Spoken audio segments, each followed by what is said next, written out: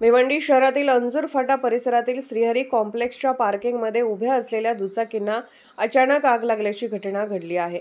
या आगीत 5 दुचाकी पूर्णपणे जळून खाक झाल्या। घटनास्थळी स्थानिकांनी धाव घेत पाण्याचा मारा करत आगीवर नियंत्रण मिळवले। मात्र आग आटोक्यात येण्यापूर्वीच 5ही दुचाकी जळून गेल्या। सीसीटीव्ही फुटेजच्या तपासणीमध्ये एका दुचाकीची बॅटरी शॉर्ट सर्किटमुळे पेटल्याचे स्पष्ट झाले आहे। बॅटरी पेटल्यानंतर लगेच आगीने शेजारी उभ्या असलेल्या 4 दुचाकींना वेढले। सुदैवाने या घटनेत कोणतीही जीवितहानी झाली नाही। मात्र या घटनेमध्ये परिसरात भीतीचे वातावरण पसरले आहे।